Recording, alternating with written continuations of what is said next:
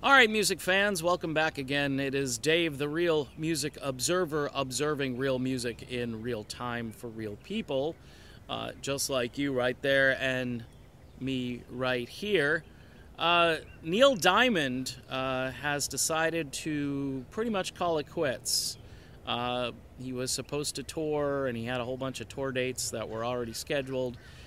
Neil is 77 years old, and yes, I am a closet fan. And, you know, there's nothing wrong with liking Neil Diamond, folks.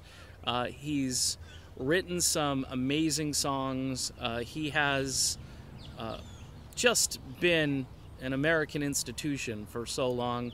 If you're a fan of the Monkees from the 1960s, Neil Diamond was right there, helping out on guitar and writing things like I'm a Believer. So you've got to think to yourself, wow. For me, I got stuck in the 70s on a tune called Forever in Blue Jeans. It just had this vibe to it that I always loved. And, you know, there are other tunes like Cracklin' Rose. I mean, the dude has a lot of music. And if it hasn't affected you in some way, you probably haven't been alive during that time period. Of course, you don't hear a lot of Neil Diamond on the radio these days unless you're going to what I call an old folks classic rock, adult contemporary type format. Down here in Southwest Florida, we actually have one of those stations, and it's actually the #1 rated music station in the entire region.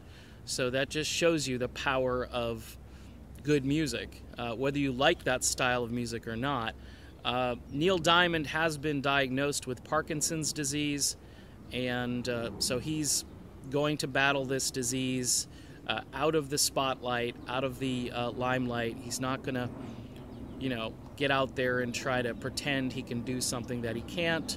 I would also mention that Neil Diamond is a very good guitar player, a very good musician. When he straps on that acoustic guitar, he just has dominated that instrument for so long, and a lot of people forget how great of a player he is. So my thoughts and my prayers obviously go out to Neil and his family. This is a bad time. There's been a lot of stuff happening as musicians grow older, and it's just a shame because we are living through an era.